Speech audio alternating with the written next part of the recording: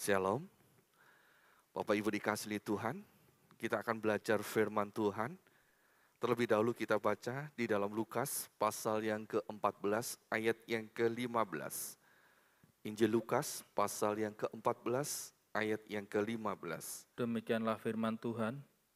Mendengar itu berkatalah seorang dari tamu-tamu itu kepada Yesus, "Berbahagialah orang yang akan dijamu dalam kerajaan Allah."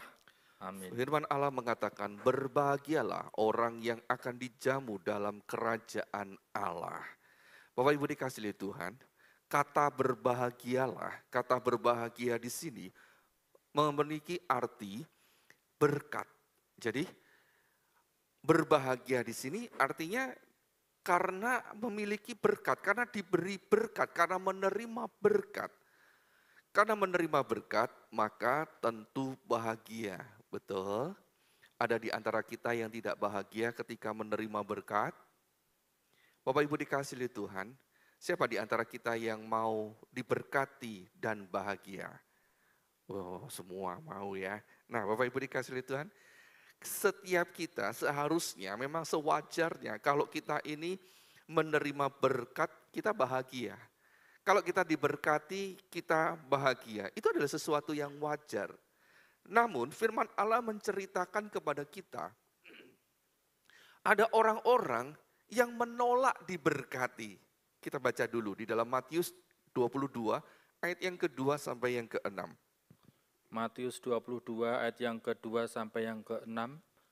Hal kerajaan surga seumpama seorang raja yang mengadakan perjamuan kawin untuk anaknya. Ia menyuruh hamba-hambanya memanggil orang-orang yang telah diundang ke perjamuan kawin itu, tetapi orang-orang itu tidak mau datang.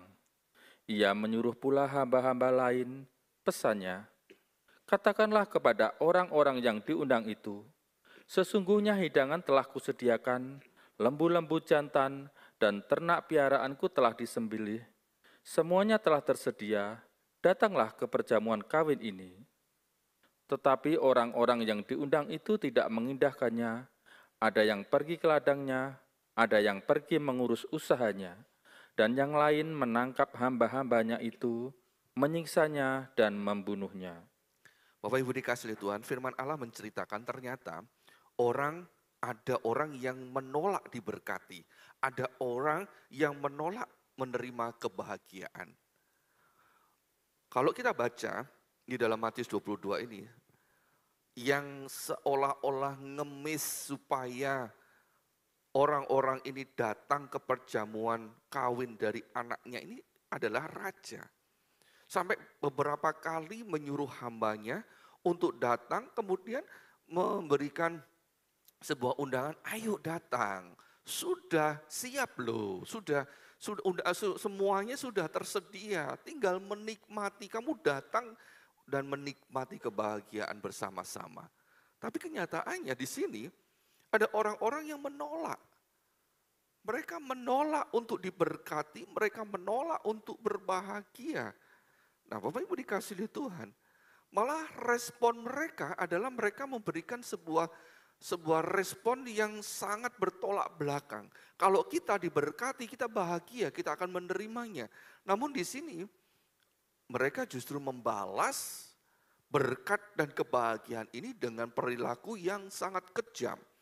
Mereka bukan sekedar menolak, mereka juga menangkap dari hamba-hamba dari raja ini, menyiksanya dan membunuhnya. Nah, Bapak Ibu dikasihi Tuhan, bagaimana kita bisa memahami perilaku-perilaku seperti ini? Nah, Bapak Ibu dikasihi Tuhan, akibat dari penolakan itu adalah yang pertama, kita baca di dalam ayat yang ke-7 dari Matius 22 ini. Matius 22 ayat yang ke-7.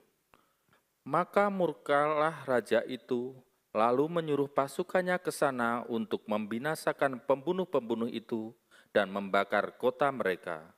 Nah, Bapak Ibu dikasihi Tuhan, akibat dari penolakan mereka, mereka mengalami murka dan hukuman dari sang raja. Sang raja menunjukkan kedaulatannya, sang raja menunjukkan kuasanya, dan akhirnya membinasakan pembunuh-pembunuh ini, membinasakan para undangan yang menolak undangan dari sang raja ini. Sebab apa yang dilakukan oleh para undangan ini sungguh merendahkan dan menghina kepada raja ini. Jadi Bapak Ibu dikasihi Tuhan, coba renungkan baik-baik.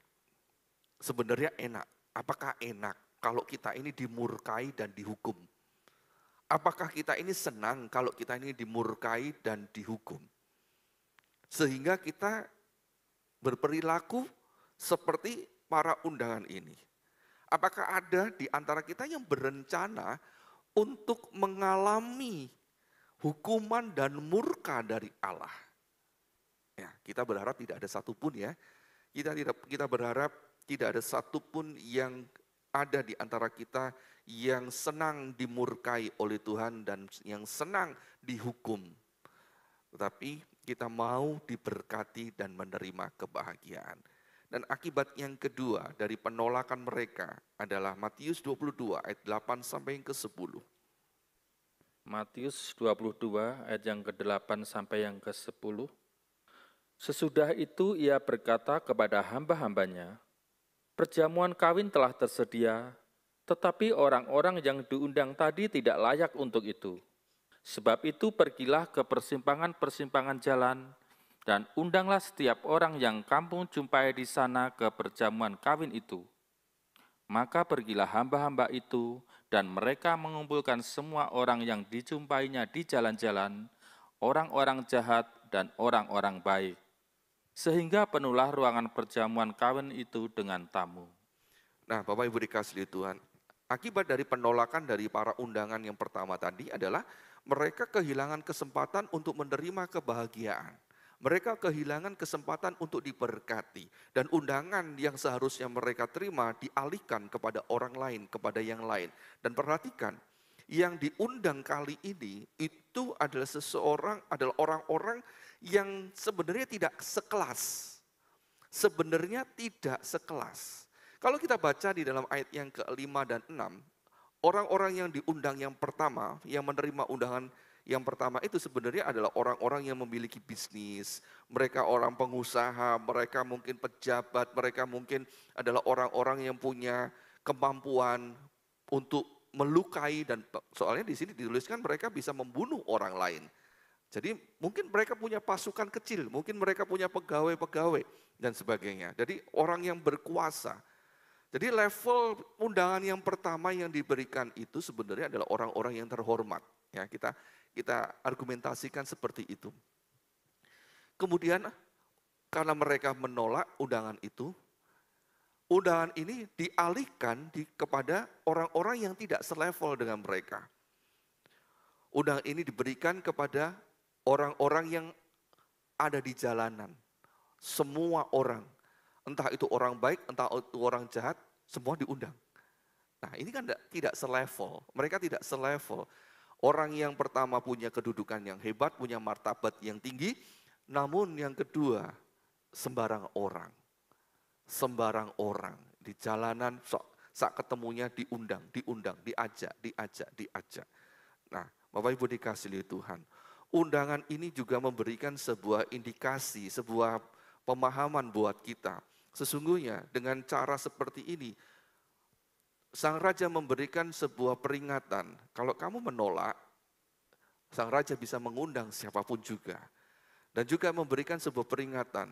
Kalau undangan ini tidak engkau terima, maka Tuhan, Sang Raja akan memberikan undangan kepada semua orang yang dia mau. Dan walaupun itu undangannya kepada mereka yang tidak sekelas, sembarang orang, namun mereka lebih berharga daripada undangan yang pertama yang mengaku dirinya punya martabat. Nah, bukankah ini adalah sebuah konsep cara berpikir untuk membuat cemburu dan kemudian memberikan sebuah indikasi bahwa kelasmu itu sudah diturunkan jauh lebih rendah dibandingkan mereka yang ada di jalanan. Nah, Bapak Ibu dikasihi Tuhan, akhirnya yang menikmati kebahagiaan, yang menikmati berkat itu adalah orang-orang yang tidak selayaknya. Tetapi dilayakan oleh sang raja. Lihat, perhatikan baik-baik. Yang menerima undangan yang kedua, kesempatan yang kedua ini, dan yang menikmati berkat itu adalah orang-orang yang dilayakkan oleh sang raja. Nah, Bapak Ibu dikasihi Tuhan, ini semua memberikan sebuah gambaran bagaimana kita ini adalah orang-orang yang sebenarnya tidak layak untuk menerima undangan kebahagiaan dari Tuhan. Sebenarnya kita ini adalah bangsa-bangsa asing, bangsa-bangsa lain yang seharusnya tidak menerima kasih karunia yang diberikan, yang seharusnya diberikan kepada Abraham dan keturunannya. Kita ini nggak ada hubungannya sama sekali secara fisik, secara suku bangsa dengan Abraham dan keturunannya. Nggak ada. Namun berkat-berkat Bapak Abraham itu ternyata dialihkan kepada kita. Kita ini bukan orang yang pilihan utama, misalkan seperti itu ya. Kita ini adalah orang-orang yang ada di jalanan. Orang yang berdosa, orang yang tidak mengenal kebenaran. Namun oleh karena Kristus Yesus, kita ini dilayakkan oleh Tuhan, dibenarkan oleh Tuhan, supaya kita ini boleh menikmati kasih karunia dari Tuhan, yang seharusnya diterima oleh keturunan Abraham. Lihat Bapak Ibu dikasihi Tuhan, perilaku ini supaya orang Israel menjadi cemburu. Dan kalau sudah cemburu, mereka mengejar ketinggalan mereka. Nah, Bapak Ibu dikasihi Tuhan. Sekarang pertanyaannya buat kita masing-masing, semua yang mendengarkan firman Tuhan ini, apakah ada di antara kita yang berniat untuk menolak kebahagiaan? Apakah ada di antara kita yang sedang berniat untuk menolak berkat yang dari Tuhan? Ada pilihan, ya, ada pilihan terhadap pertanyaan itu. Jawabannya bisa, ya aku menolak, atau aku menerima, tetapi sebenarnya aku menolak, atau aku menerima. Mana jawaban kita terhadap undangan Tuhan untuk menerima berkat, untuk diberkati, untuk menerima kebahagiaan? Mana yang akan kita pilih? Menolak, menerima, tapi sebenarnya menolak, atau menerimanya? Mana yang akan kita pilih? Loh, kok pilihannya ada sesuatu yang aneh? Menerima, tapi sebenarnya menolak. Maksudnya apa? Coba kita baca di dalam Matius 22 ayat 11 sampai yang ke-13. Matius 22 ayat yang ke-11 sampai yang ke-13. Ketika raja itu masuk untuk bertemu dengan tamu-tamu itu, ia melihat seorang yang tidak berpakaian pesta. Ia berkata kepadanya, "Hai saudara, bagaimana engkau masuk kemari dengan tidak mengenakan pakaian pesta?" Tetapi orang itu diam saja. Lalu kata raja itu kepada hamba-hambanya, "Ikatlah kaki dan tangannya, dan campakkanlah orang itu ke dalam kegelapan yang paling gelap. Di sanalah akan terdapat ratap dan kertak gigi." Nah, Bapak Ibu dikasihi Tuhan, ada seorang dari antara tamu-tamu undangan yang kedua yang dilayakkan oleh sang raja, yang menikmati kebahagiaan, yang menikmati berkat, sudah menikmati, sudah masuk ke dalam tempat itu. Dan mereka dan orang-orang undangan ini sudah dimuliakan karena ketika masuk ke dalam pesta itu mungkin jubahnya, pakaiannya sudah diganti semua, lepaskan pakaian-pakaian yang tidak berkenan di pesta itu, diganti semua, dikasih mungkin gratis semuanya, dan boleh makan.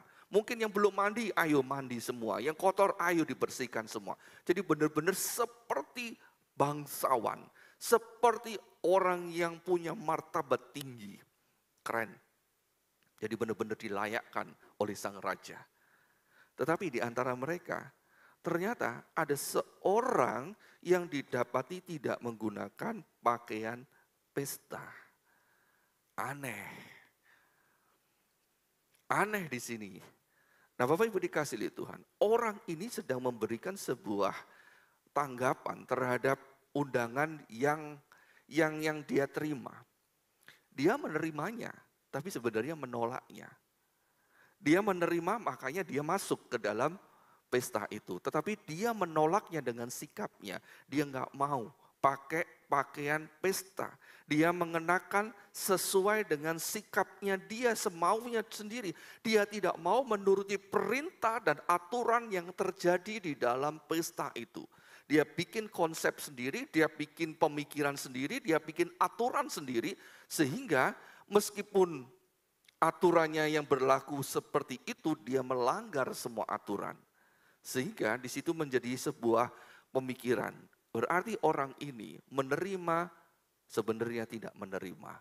Sebenarnya menolak dan tidak menghargai dari sang raja. Nah, Bapak Ibu dikasih oleh Tuhan. Karena dia bersikap seperti itu, dia disamakan dengan orang-orang yang menolak undangan yang dari pertama. Sang raja itu akhirnya menghukum, ya. Kita kan tadi sudah baca bahwa sang raja menghukum orang-orang yang menerima undangan pertama yang mereka menolaknya. Dan orang ini yang masuk ke dalam pesta pernikahan ini tetapi tidak menggunakan pakaian pesta, dia pun juga dihukum sama seperti mereka yang menolak undangan yang pertama. Nah, Bapak Ibu dikasih oleh Tuhan. Kita tuh sebenarnya kadang-kadang kan berpikir jalan tengah. Seperti orang yang diundang ini. Kita berpikir ya sudah diterima. Diterima undangannya tapi sebenarnya tidak menerima. Maunya seenaknya sendiri. Tidak mau diatur, tidak mau menuruti aturan yang ada. Bahkan maunya mengatur. Nah, ini yang sering terjadi.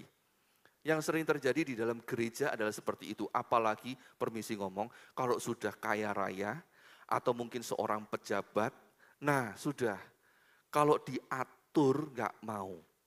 Maunya ngatur. Gereja diatur, pendetanya diatur, kalau nggak nurut, nanti pendetanya dipecat. Gerejanya ditutup. Bisa nggak terjadi itu? Bisa. Dan sudah terjadi.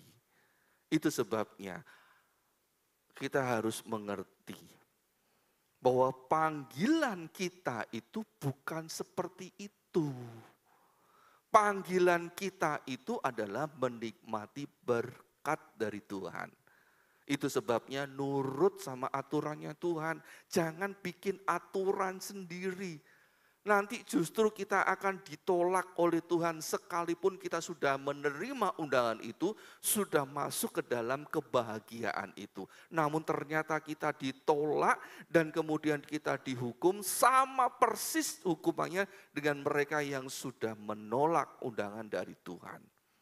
Nah, Bapak Ibu dikasihi Tuhan, kalau kita ini sampai ditolak, itu artinya kita sedang mencelakakan diri kita sendiri. Sedang memberikan sebuah kesengsaraan di dalam kehidupan kita sendiri. Itu sebabnya ayo ikuti aturan Tuhan, ikuti aturan dari Sang Raja. Jangan bikin aturan sendiri. Nah, sekarang pertanyaannya adalah, bagaimana caranya? Supaya kita bisa menikmati kebahagiaan dalam perjamuan kawin anak domba. Bagaimana caranya? Supaya kita ini benar-benar menikmati, tidak sampai tertolak seperti orang-orang ini. Yang pertama kita baca di dalam Wahyu 19 ayat yang kelima. Wahyu 19 ayat yang kelima, maka kedengaranlah suatu suara dari tahta itu, pujilah Allah kita, hai kamu semua hambanya. Terus, lanjut. Kamu yang takut akan Dia, baik kecil maupun besar. Nah, Bapak Ibu dikasih oleh Tuhan, di dalam Wahyu 19 ayat 5 ini dikatakan, pujilah Allah kita, hai kamu semua hambanya, kamu yang takut akan Dia, baik kecil maupun besar. Nah, Bapak Ibu dikasih oleh Tuhan, siapa yang disuruh memuji Tuhan Allah kita. Semua orang. Tetapi secara spesifik, secara khusus di sini disebutkan adalah orang-orang yang takut kepada Tuhan Allah kita. Nah, untuk bisa kita menikmati kebahagiaan perjamuan kawin anak domba, syarat yang pertama, cara yang pertama, dan ini sangat mudah, cukup dengan kita ini takut kepada Tuhan. Takut kepada Tuhan. Kata takut ini menegaskan kepada kita, jangan menolak undangan yang dari Tuhan. Jangan menolak undangan dari Tuhan. Coba bandingkan dengan Matius 22 tadi. Ketika undangan yang pertama tadi diberikan, karena mereka tidak takut, maka mereka melawan, mereka menolak. Karena mereka tidak takut kepada sang raja, mereka justru meninggalkan undangan itu dan kemudian mengurus urusan mereka. Karena mereka tidak takut kepada undangan kepada sang raja, maka mereka justru menganiaya bahkan membunuh dari hamba-hamba dari sang raja. Karena mereka tidak takut. Karena mereka tidak takut, maka mereka tidak mematuhi perintah, tidak mematuhi apa yang dikatakan oleh sang raja. Nah, Bapak Ibu dikasihi Tuhan, secara sederhana, enggak macam-macam, enggak sulit-sulit. Bagaimana supaya kita ini bisa masuk ke dalam pesta perjamuan kawin dan tidak tertolak? Cukup dengan kita takut kepada Tuhan. Sebab ketika kita ini takut kepada Tuhan, maka kita akan nurut apa yang dikatakan oleh Tuhan. Dan ingat Bapak Ibu dikasihi Tuhan, Tuhan itu lebih menakutkan. Tuhan itu lebih menakutkan dari segala ketakutan-ketakutan yang ada di dalam dunia ini. Coba baca Lukas 12 ayat yang keempat, 5, 8 dan 4 dan 5 aja. Lukas 12 ayat yang keempat dan yang kelima. Aku berkata kepadamu, hai sahabat-sahabatku, janganlah kamu takut terhadap mereka yang dapat membunuh tubuh dan kemudian tidak dapat berbuat apa-apa lagi. Aku akan menunjukkan kepada kamu siapakah yang harus kamu takuti. Takutilah dia yang setelah membunuh mempunyai kuasa untuk melemparkan orang ke dalam neraka. Sesungguhnya aku berkata kepadamu, takutilah dia. Nah, Bapak Ibu dikasihi Tuhan, ini loh yang seharusnya kita takuti. Sebab pribadi Tuhan yang kita sembah di dalam nama Yesus Kristus adalah pribadi yang sangat menakutkan. Dia kalau sama kita itu tidak menunjukkan kuasanya. Sehingga kita seringkali kita ini kurang ajar. Kekurangan ajaran kita dibuktikan kalau kita ini suka berbuat dosa. Berbuat dosa sudah diingatkan, berbuat dosa lagi nggak kapok-kapok. Itulah karena kita melihat Tuhan kita ini begitu baik, murah hati, panjang sabar, yang suka mengampuni dosa kita. Tapi perhatikan baik-baik, bahwa sesungguhnya Tuhan Allah yang kita sembah itu adalah Tuhan Allah yang sangat menakutkan. Lebih menakutkan dari segala ketakutan yang ada. Bahkan lebih menakutkan dari iblis dan neraka dan kematian. Sebab Tuhan Allah kita mampu memberikan kematian di dalam kematian. Memberikan ketakutan di dalam ketakutan. Dan jangan paksa Tuhan untuk menunjukkan rasa takut itu di dalam hidup kita. Kalau Tuhan menunjukkan kuasanya sehingga kita ketakutan, benar-benar ketakutan, ngeri. Lebih ngeri daripada kita ini ketakutan terhadap setan dan fobia-fobia yang lainnya. Benar. Itu sebabnya jangan pernah nantang Tuhan. Ingat Matius 22 tadi, bagaimana sebenarnya raja ini menunjukkan kemurahan hatinya. Dia panjang sabar. Ketika undangan pertama diberikan dan ditolak oleh para undangan itu. Raja ini tetap sabar. Raja ini malah menyuruh kepada hamba-hamba yang lain untuk mengundang lagi. Ayo toh, dateng oh. Ayolah, kamu itu mau diberkati loh. Silakan datang. Diberkati, tidak menunjukkan sebuah ketakutan, sebuah kuasa apapun juga. Justru yang diberikan oleh sang raja ini adalah rasa sayangnya kepada mereka yang diundang yang pertama. Tapi sayang, Mereka keras hati, para undangan ini keras hati. Sehingga memaksa sang raja menunjukkan rasa takut yang harus mereka terima. Sayang, dan jangan itu terjadi pada kita. Jangan terjadi pada kita, karena itu ngeri adanya. Dan itu bisa menyiksa, bukan cuma badan kita saja. Jiwa dan roh kita pun akan disiksa untuk selama-lamanya di dalam api dan belerang yang tak akan pernah padam. Itulah kematian di dalam kematian. Itu sebabnya firman Allah berkata, takutilah dia, takutlah kepada dia, yaitu Tuhan Allah kita yang kita sembah di dalam nama Tuhan Yesus Kristus. Dan itu sebabnya ayo kita semua hidup di dalam takut kepada Tuhan dengan cara menuruti perintah dan berpegang kepada segala perintahnya, ketetapannya. Ulangan 10 ayat 12, 13, dan 20. Ulangan 10 ayat 12 dan 13. Maka sekarang hai orang Israel, apakah yang dimintakan daripada oleh Tuhan Allahmu selain dari takut akan Tuhan Allahmu? Hidup menurut segala jalan yang ditunjukkannya, mengasihi Dia, beribadah kepada Tuhan Allahmu dengan segenap hatimu dan dengan segenap jiwamu. Berpegang pada perintah dan ketetapan Tuhan yang kusampaikan kepadamu pada hari ini, supaya baik keadaanmu. Ayat yang ke-20, engkau harus takut akan Tuhan Allahmu, kepadanya haruslah engkau beribadah dengan berpaut, dan demi namanya haruslah engkau bersumpah. Nah, Bapak Ibu dikasihi Tuhan, apa yang dikatakan di dalam ulangan ini harus kita perhatikan baik-baik. Kita harus benar-benar punya rasa takut akan Tuhan Allah kita di dalam nama Yesus Kristus. Rasa takut itu akan membuat kita melakukan perintah Tuhan. Rasa takut itu akan mendidik kita untuk setia kepada segala ketetapan-ketetapan Tuhan. Kita nggak akan sembrono. Bahkan ayo coba perhatikan bagaimana ibadah kita. Bagaimana pelayanan kita. Dan ingat, hidup kita adalah hidup di dalam ibadah. Bukan cuma hanya setiap hari Minggu saja kita datang ke gereja, itu yang kita sebut ibadah. Namun setiap hari, dimanapun kita berada, itu juga ibadah. Sebab kita ini sedang mempermuliakan Tuhan Allah kita, mengikuti aturan-aturan, ketetapan-ketetapan, perintah-perintah dari Tuhan Allah kita. Nah, Bapak Ibu dikasihi Tuhan, jangan biarkan kita ini seperti orang yang menerima undangan yang pertama tadi, ataupun orang yang menerima undangan yang kedua, yang sebenarnya sudah masuk ke dalam pesta itu, namun ditolak.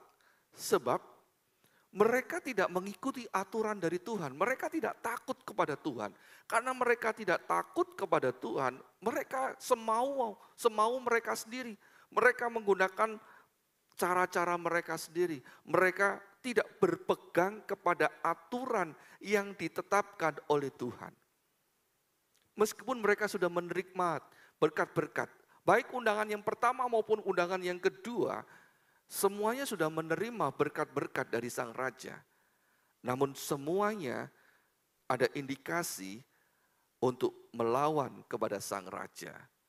Hanya orang yang benar-benar takut kepada sang raja, yang mau mentaati aturan dari sang raja yang tetap hidup, dan mereka menikmati berkat yang ada di dalam perjamuan kawin anak domba itu.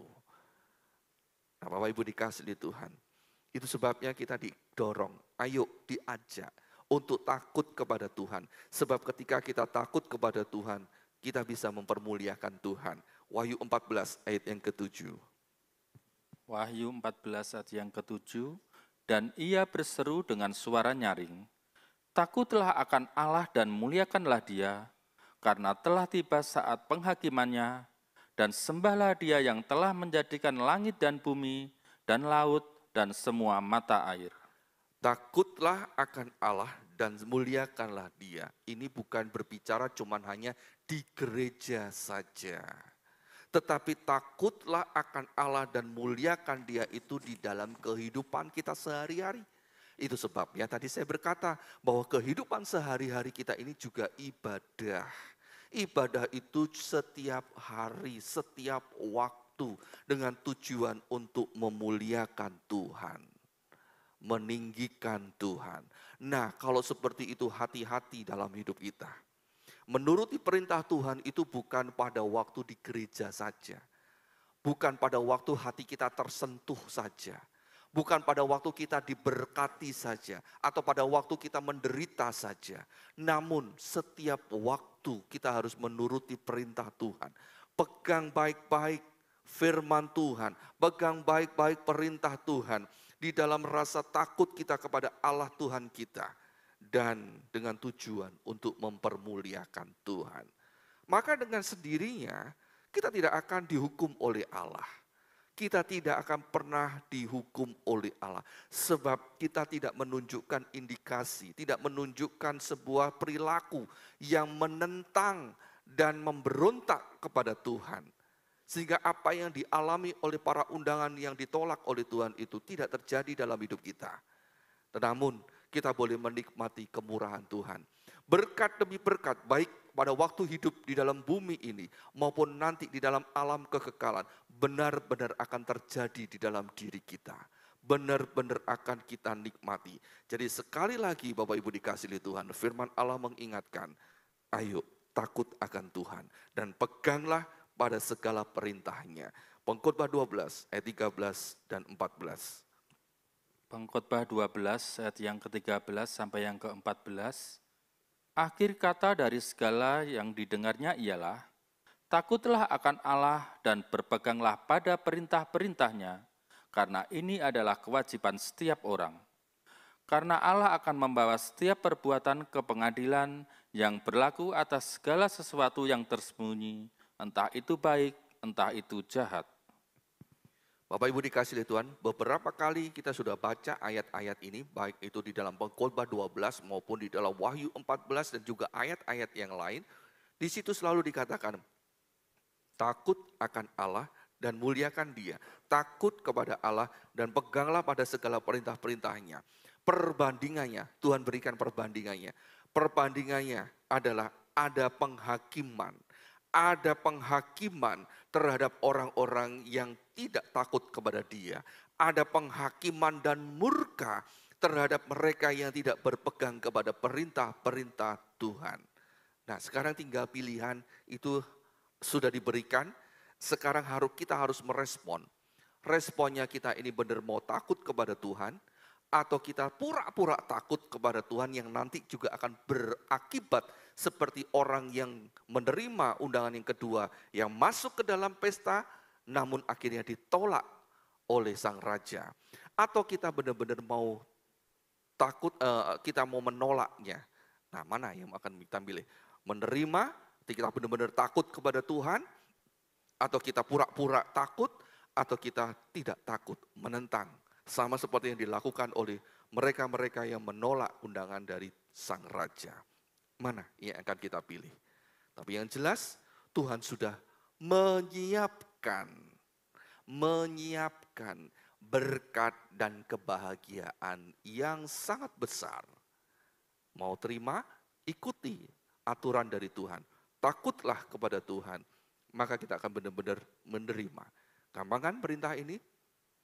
Mudah dilakukan kan? Mudah. Kalau nggak percaya, tanya kepada anak kecil. Tanya kepada anak kecil. Bagaimana mereka punya rasa takut dan hormat kepada orang tuanya. Bagaimana mereka mentaati peraturan-peraturan dari orang tuanya. Nah, Bapak Ibu dikasihi Tuhan, sama seperti yang dikatakan oleh firman Tuhan, bahwa kita harus belajar kepada mereka, yaitu anak-anak kecil. Bagaimana mereka menghormati Tuhan Yesus Kristus. Dan yang kedua, cara yang mudah, gampang yang lain lagi. Dan ini menjadi satu kesatuan, melengkapi dari syarat yang pertama, yaitu takut akan Allah, adalah kita harus berbuat benar sebagai orang kudus. Wahyu 19 ayat yang ke-8. Wahyu 19 ayat yang ke-8. Dan kepadanya dikaruniakan supaya memakai kain lenan halus yang berkilau-kilauan dan yang putih bersih. Lenan halus itu adalah perbuatan-perbuatan yang benar dari orang-orang kudus. Nah, Bapak Ibu dikasihi Tuhan, lenan halus ini berbicara tentang perbuatan-perbuatan benar. Lihat baik-baik apa yang dikatakan oleh firman Tuhan ini, yang ditulis dengan jelas di sini adalah perbuatan-perbuatan benar. Bukan perbuatan-perbuatan baik, tapi perbuatan-perbuatan benar. Sebab perbuatan baik itu belum tentu benar, tetapi perbuatan benar itu pasti baik sekalipun disalahfahami. Yang dikehendaki oleh Tuhan, yang boleh menikmati perjamuan besar ini adalah orang-orang yang hidup di dalam perbuatan-perbuatan yang benar dari orang-orang kudus. Ya, dari orang-orang kudus. Jadi di sini bukan cuma hanya orang percaya. Percaya itu level pertama ketika kita ini bertobat kepada Tuhan. Ingat baik-baik itu. Kita nggak boleh berhenti, iman kita itu tidak boleh berhenti cuma hanya sekedar level percaya, kemudian berbuat baik. Orang percaya berbuat baik itu ada sesuatu yang wajar. Ya, seorang percaya berbuat baik itu ada sesuatu yang wajar. Dan bahkan orang percaya berbuat baik itu ada sesuatu yang ya wajib lah. Tetapi Tuhan nggak mau kita berhenti di level percaya dan berbuat baik. Kita harus meningkat, iman kita itu harus meningkat sampai kepada kesempurnaannya, yaitu kita berbuat baik di dalam kekudusan hidup. Tuhan menghendaki itu. Itu sebabnya Matius 22 tadi, ketika mereka orang-orang yang diundang, yang undangan berdua, mereka semua harus menggunakan pakaian pesta. Mereka nggak boleh pakai pakaiannya sendiri. Mereka harus menanggalkan pakaian-pakaian yang mereka biasa pakai, kemudian mengenakan pakaian pesta. Mereka harus hidup di dalam kekudusan. Mereka harus mengenakan pakaian kekudusan, supaya mereka bisa berbuat benar. Kalau mereka itu tidak hidup di dalam kekudusan, seumur hidup mereka tidak akan pernah bisa berbuat benar. Sama seperti yang dilakukan oleh orang yang sudah masuk ke dalam pesta itu, namun mereka tidak menggunakan pakaian pesta. Hidupnya tidak kudus, hidupnya tidak benar, sebab dia tidak mengenakan pakaian pesta. Nah, Bapak Ibu dikasihi Tuhan, di sini memberitahukan kepada kita, bahwa ketika kita ini menerima undangan, dari Matius 22 tadi, ketika kita ini menerima undangan, sebenarnya kita ini diajar untuk percaya kepada sang pemberi undangan, yaitu sang raja, melalui dari hamba-hambanya. Sang raja nggak turun lapangan sendiri, tidak langsung menyebar undangan secara langsung, ada para hamba-hambanya yang diutus untuk menyebar undangan. Dan sama, undangan itu juga diberikan kepada kita. Tuhan mungkin nggak datang langsung kepada setiap kita, tapi melalui hamba-hamba Tuhan memberikan sebuah undangan. Ayo datang ke rumah Tuhan, ayo datang untuk menikmati berkat dari Tuhan. Nah, ketika kita ini menerima undangan, pilihan kita adalah percaya atau tidak. Percaya atau tidak. Kalau kita percaya, maka kita akan menerima undangan itu. Ketika kita ini diundang, kemudian kita tidak percaya, kita akan berkata, benar nggak undangan ini? Jangan-jangan ini bohongan. Jangan-jangan ini adalah penipuan. Jangan-jangan nanti ini kalau kita menerima undangan ini, nanti justru dicelakai, diculik, dan sebagainya. Kalau kita nggak percaya, kita akan berpikir seperti itu. Tetapi ketika kita ini percaya, kita akan menerima undangan itu. Nah, sama seperti yang tadi saya katakan, Pak. Ketika kita ini percaya kepada Tuhan, itu level pertama. Kita nggak boleh di situ aja. Cuman kita percaya kepada Tuhan, kemudian kita berbuat baik. Kita datang ke dalam pesta itu berbuat baik. Nggak cukup di situ. Atau mungkin kita berkata kepada sanak saudara kita, ayo ikut aku ke pesta itu, kita dapat undangan. Aku dapat undangan dan boleh ngajak kamu, ayo ikut. Itu kan berbuat baik. Nggak cukup cuman seperti itu. kita harus masuk ke dalam level berikutnya, mengenakan pesta, mengenakan pakaian pesta, menanggalkan pakaian kita sendiri, menanggalkan perilaku kita sendiri. Kita harus menggunakan pakaian pesta, berbuat yang benar, berbuat yang benar, supaya kita ini bisa menuruti perintah dari Sang Raja. Jadi, mengenakan pakaian pesta itu identik dengan menuruti perintah. Artinya kita sedang menuruti perintah. Perintah dari yang punya pesta. Supaya kita melakukan yang benar, dan kemudian ketika kita melakukan yang benar, hidup kita dikuduskan. Sebab ketika kita ini menanggalkan segala pakaian kita yang kotor itu, kita mengenakan pakaian pesta yang bersih, maka kita akan membersihkan diri kita. Itulah kekudusan. Sama seperti ketika kita ini percaya kepada Tuhan Yesus, gak boleh cuma hanya berhenti di percaya saja. Sebab ketika kita percaya saja, kita akan berbuat dosa lagi. Dengan kita tidak hidup benar. Sama seperti yang dilakukan oleh orang yang menerima undangan itu, tetapi tidak mau menggunakan pakaian pesta. Dia sudah percaya. Dia sudah percaya. Namun hidupnya enggak benar. Karena hidupnya tidak benar, maka dia tidak hidup kudus. Karena hidupnya tidak kudus, dia ditolak oleh Sang Raja. Nah, itu sebabnya Bapak Ibu dikasihi Tuhan, kita harus mengerti hal ini. Ketika kita percaya kepada Tuhan, hiduplah di dalam kebenaran firman Tuhan. Supaya kita ini hidup di dalam kekudusan. Nah, yang jadi masalah sekarang adalah bagaimana kita bisa melakukan yang benar.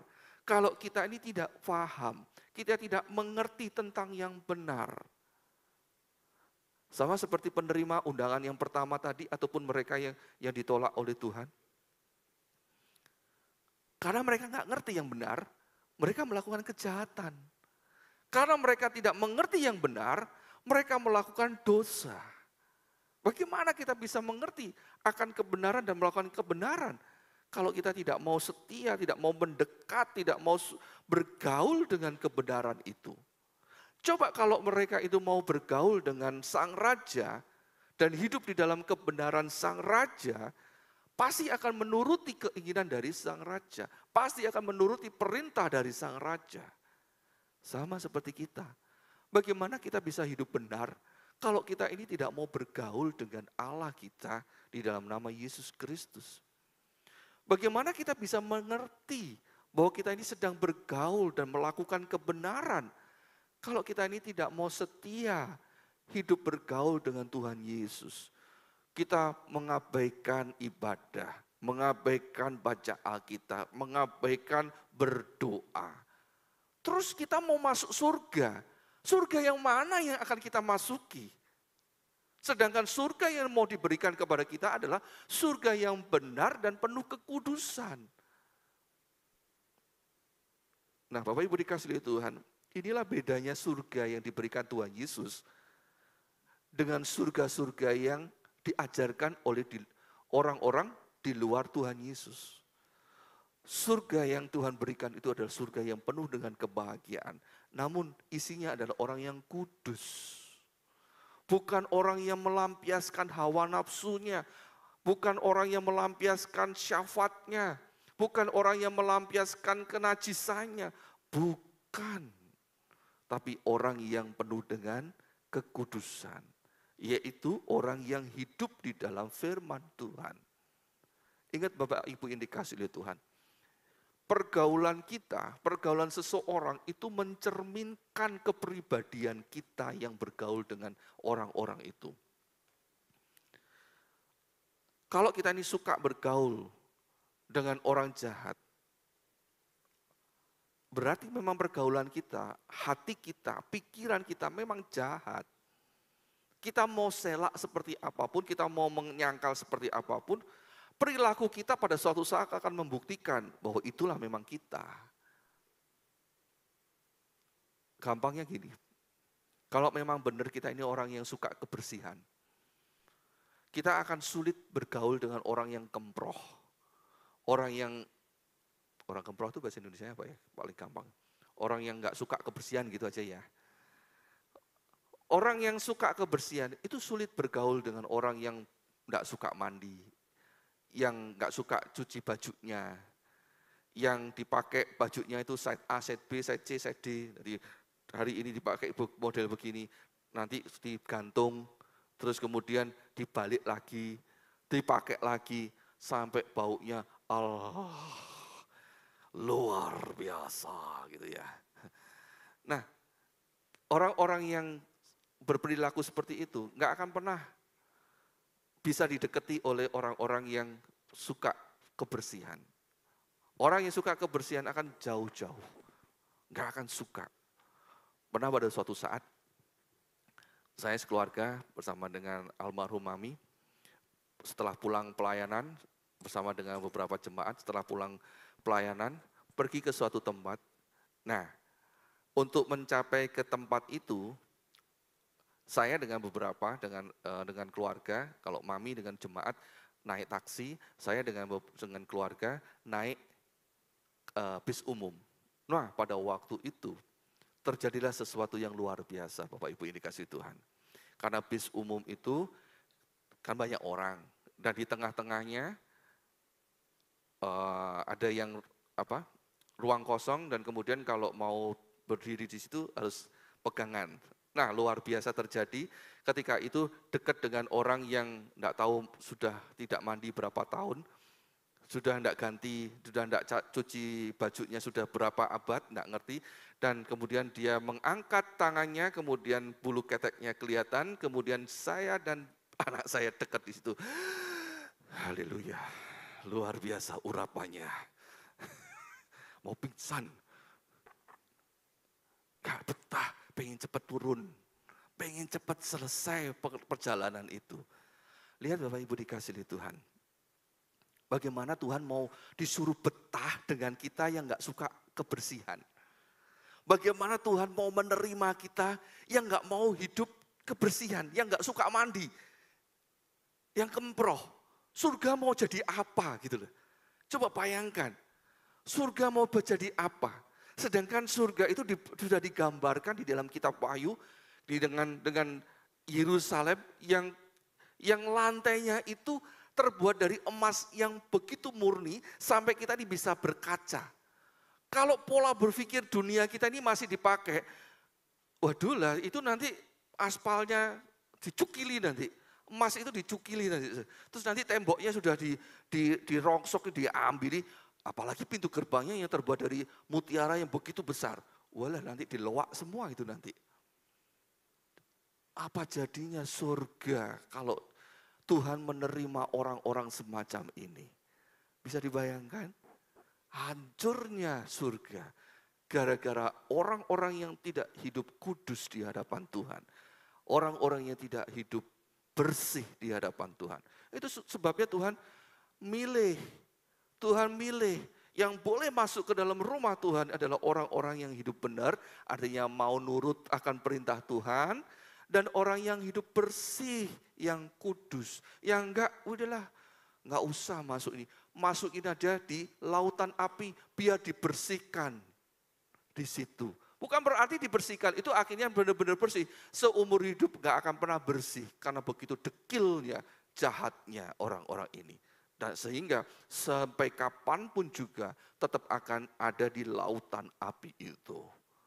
Nah Bapak Ibu dikasihi Tuhan, itulah sebabnya buat kita. Kalau memang benar kita ini hidup kudus di hadapan Tuhan, pasti hidup kita ini hidup benar. Pasti hidup kita benar. Dan orang yang bisa hidup benar itu pasti menuruti perintah-perintah Tuhan. Baca dulu di dalam Mazmur 119 ayat yang ke-9. Mazmur 119 ayat yang ke-9. Dengan apakah seorang muda mempertahankan kelakuannya bersih? Dengan menjaganya sesuai dengan firman-Mu. Nah, kalau kita mau tetap hidup kita ini tetap bersih, ya satu-satunya jalan adalah kita bergaul dengan firman. Bergaul dengan firman, bukan cuma dibersihkan, bukan cuma kita ini kayak punya sabun, udah dibersihkan, mandi sehari 2 kali, 3 kali, 4 kali, atau setahun mandi cuma sekali saja kalau pas musim hujan. Enggak seperti itu, tetapi bergaul itu berarti setiap waktu, mau dibersihkan. Jadi kotor sedikit langsung firman Tuhan akan membersihkan. Bahkan sebelum kotor Tuhan akan mengingatkan. Itulah istimewanya kita. Coba satu lagi, Yohanes 15 ayat yang ketiga. Yohanes 15 ayat yang ketiga, kamu memang sudah bersih karena firman yang telah kukatakan kepadamu. Firman Tuhan itulah yang bisa membersihkan kita. Firman Tuhan itulah yang menjaga kita tetap hidup di dalam kekudusan. Firman Tuhan itulah yang membuat kita bisa hidup benar. Firman Tuhan itulah yang bisa membuat kita mempermuliakan Tuhan. Itu sebabnya Bapak Ibu dikasihi Tuhan, izinkanlah Tuhan itu menguduskan hidup kita di dalam kebenaran firman Tuhan. Dan ketika kita ini sudah dibersihkan oleh Tuhan, sudah dibersihkan oleh firman Tuhan, jagalah kekudusan. Jagalah kekudusan dengan kita ini menuruti perintah dari Tuhan. 1 Petrus 3 ayat 15 sampai yang ke-17. 1 Petrus 3 ayat yang ke-15 sampai yang ke-17. Tetapi kuduskanlah Kristus di dalam hatimu sebagai Tuhan, dan siap sedialah pada segala waktu untuk memberi pertanggungan jawab kepada tiap-tiap orang yang meminta pertanggungan jawab dari kamu tentang pengharapan yang ada padamu. Tetapi haruslah dengan lemah lembut dan hormat, dan dengan hati nurani yang murni, supaya mereka yang memfitnah kamu karena hidupmu yang saleh dalam Kristus menjadi malu karena fitnahan mereka itu. Sebab lebih baik menderita karena berbuat baik, jika hal itu dikehendaki Allah, daripada menderita karena berbuat jahat. Lebih baik kita menderita karena nama Kristus Yesus daripada kita kehilangan kekudusan dan kebenaran firman Tuhan.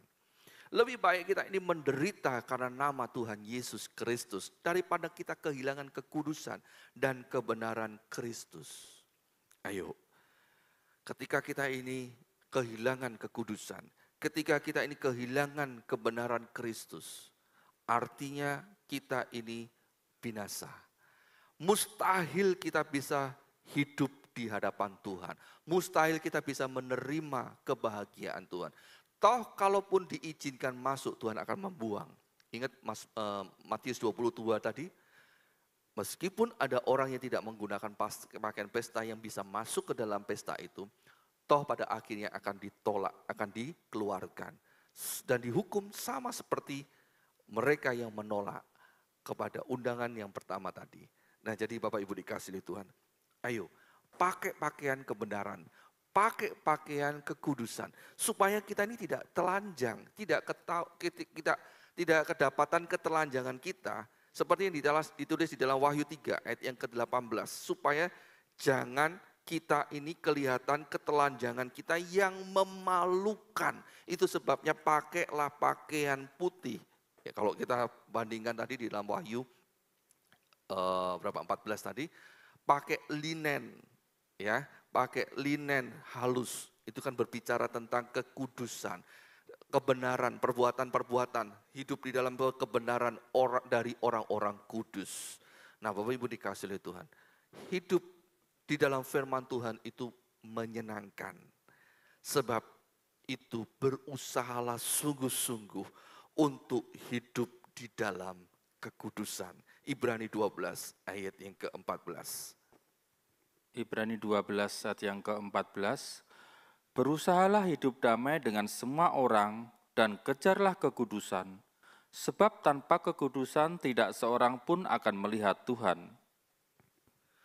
Tidak seorang pun akan melihat Tuhan kalau tidak kudus, tidak hidup kudus. Kejarlah kekudusan, itu sebabnya kejarlah kekudusan. Kekudusan itu harus diraih, kekudusan itu harus dikejar. Sebab seringkali hawa nafsu kita, kedagingan kita menolak untuk hidup dalam kekudusan.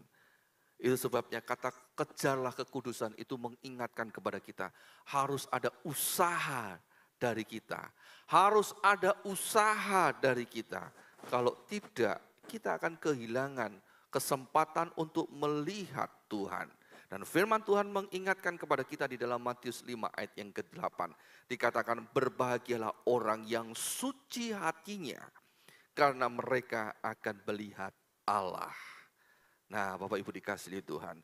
Jadi dua hal ini secara mudah. Yang pertama, takutlah kepada Tuhan. Takutlah kepada Allah. Dan yang kedua, hiduplah di dalam kebenaran sebagai orang yang kudus. Maka kita dengan sendirinya melihat Allah, berjumpa dengan Allah, dan kita bisa masuk ke dalam perjamuan kawin anak domba itu. Sehingga kita bisa benar-benar diberkati di dalam alam kekekalan dan hidup bahagia untuk selama-lamanya di dalam kebahagiaan sukacita yang sangat besar. Dan itu bisa kita terima ketika kita ini nurut kepada apa yang sudah Tuhan perintahkan dan ajarkan kepada kita.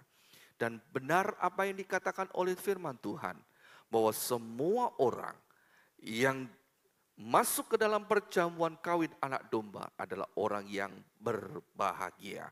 Wahyu 19 ayat yang ke-9. Wahyu 19 ayat yang ke-9. Lalu ia berkata kepadaku, tuliskanlah, berbahagialah mereka yang diundang ke perjamuan kawin anak domba. Katanya lagi kepadaku, perkataan ini adalah benar, perkataan-perkataan dari Allah. Nah Bapak Ibu dikasihi Tuhan, benar apa yang dikatakan oleh Tuhan, yaitu berbahagialah orang-orang yang diundang ke dalam perjamuan kawin anak domba. Karena mereka akan menikmati kebahagiaan besar di dalam kekekalan. Nah, selama kita ada di dalam dunia ini, kita sedang mempersiapkan diri. Kita sedang membasuh diri kita. Kita sedang merapikan diri kita untuk menyambut kedatangan mempelai laki-laki. Supaya kita nanti dijemput kemudian dibawa masuk ke dalam pesta pernikahan anak domba. Dan di situ kita nggak akan keluar lagi. Jangan dikeluarkan lagi seperti orang yang di dalam Matius 22 tadi dikeluarkan. Tetapi kita akan tetap ada di sana menikmati kebahagiaan untuk selama-lamanya. Nah selama kita ada di dalam dunia ini, ayo kita bersiap-siap. Dan biarlah kedatangan Tuhan itu tidak seperti pencuri yang terjadi dalam hidup kita. Sebab kita senantiasa bersiap-siap dan berjaga-jaga di dalam kebenaran dan kekudusan firman Tuhan. Lukas 12 ayat 35 sampai 38, ayat 40 dan 43. Lukas 12 ayat yang ke-35 sampai yang ke-38. Hendaklah pinggangmu tetap berikat dan pelitamu tetap menyala, dan hendaklah kamu sama seperti orang-orang yang menanti-nantikan tuannya pulang dari perkawinan, supaya jika ia datang dan mengetok pintu, segera dibuka pintu baginya. Berbahagialah hamba-hamba yang didapati tuannya berjaga-jaga ketika ia datang.